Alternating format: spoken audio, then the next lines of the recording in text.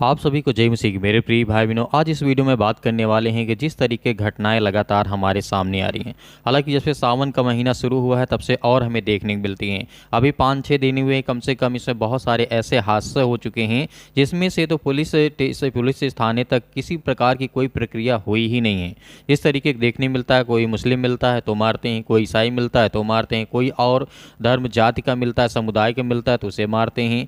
ये कैसी आपकी यात्रा है, कैसी मंगलमय आपकी यात्रा है? क्योंकि एक तरफ तो भारत के प्रधानमंत्री मोदी जी कहते हैं कि नहीं ठीक है, हमारे देश में किसी प्रकार का कोई सांप्रदायिक या फिर किसी प्रकार का धार्मिक या किसी प्रकार के स्थल को नहीं तोड़ा जाता है और ना ही किसी प्रकार से उन्हें चोट पहुंचाई जाती है, ना ही हम किसी की भावनाओं को ठेस पहुंचाते हैं। लेकिन वहीं पे हमें देखने को मिलता है क्योंकि आप जानते हैं भारत के प्रधानमंत्री कई बार, चाहे वो क्रिसमस हो, चाहे बहुत सारे ऐसे जगह, बहुत सारे ऐसे फेस्टिवल पर मिलते रहे जहां पर प्रभु यीशु मसीह के कई ऐसे संदेश बताएं। लेकिन हमें देखने को मिलता है कई कैथोलिक चर्चों से भी मिले, कई बार उन्हें कहा है और यकीन दिलाया है कि ऐसा हमारे भारत देश में नहीं होगा। लेकिन हमें आए दिन ऐसे कांवड़ियों यात्रों से या फिर ऐसी कोई ना कोई ऐसी समुदाय जो घटना हमें देखने को मिलती रहती है। बहुत सारे चर्चों को तोड़ा जाता है, बहुत सारे ऐसे जीवन में हमें देखने को मिल रहे हैं जो 2014 से इतना नहीं मिलता था। लेकिन 2014 के बाद जब से भारत के प्रधानमंत्री नरेंद्र मोदी जी बने तब से बहुत सारी ऐसी एक्टिविटी हमें रोज देखने को मिलती है, डेली देखने को मिलती है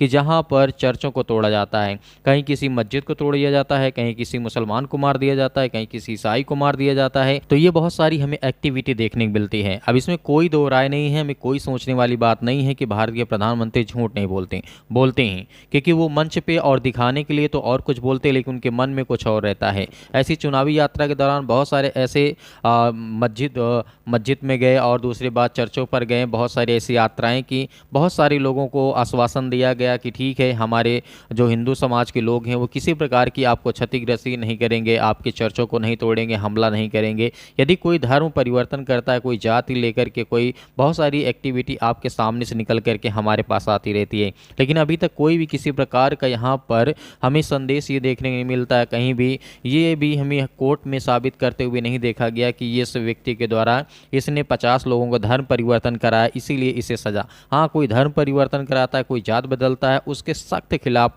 आप कार्रवाई करें, उससे करिए, उसे जेल में डालिए, उसे सज़ा दीजिए, उसे पेनल्टी लगाइए, सब कुछ करिए। इसमें आपके साथ हर मसीह समाज के लोग हैं। लेकिन कोई किसी के ऊपर ज़बरदस्ती और झूठा आरोप लगा देना सबसे बड़ी मूर्खता और बेवकूफ़ियत वाली बात है। लेकिन मेरे प्रिय भाई बहनों, जिस समय से अभी सावन का महीना चल रहा है और इस दौरान बहुत सारे ऐसे मसीह भाई बहनों को भी मारा गया है, हालांकि वो हिंदू थे लेकिन उनको मारा गया, उनका बहुत सारी परेशानियों का सामना भी करना पड़ा। लेकिन इस पर बहुत सारी बातें निकल करके सामने आती है। तो मेरे प्रिय भाई बहनों, आपकी क्या राय, हमें कमेंट बॉक्स में कमेंट करके जरूर बताइएगा। क्योंकि यीशु मसीह ने कहा है कि अंधकार जो है वो कभी भी उजाला को नहीं देख सकता, क्योंकि अंधकार जो है वो उसे कभी भी अपने आप को, अंधकार जो होता है वो उजाला को नहीं देख सकता है। यीशु मसीह ने कहा मैं प्रकाश हूँ, मैं रोशनी हूँ, मैं जगत की ज्योति हूँ। तो यीशु मसीह ने कहा, इसीलिए आज उन्हें कोई देखना नहीं चाहता, कोई पसंद नहीं करना चाहता, कोई नाम नहीं सुनना चाहता। बहुत सारी ऐसी बातें होती हैं, बहुत सारी ऐसी घटनाएं लगातार आप देखते भी आ रहे हैं कि किस तरीके से कांवड़ यात्रा के दौरान ऐसे लोगों को परेशान किया जाता है जो उनका कोई किसी प्रकार का कसूर नहीं होता है, लेकिन फिर भी उन्हें परेशान किया जाता है। तो मेरे प्रिय भाई बहनों, आपकी क्या राय है, हमें कमेंट बॉक्स में कमेंट करके जरूर बताइएगा। मिलते हैं नेक्स्ट वीडियो में।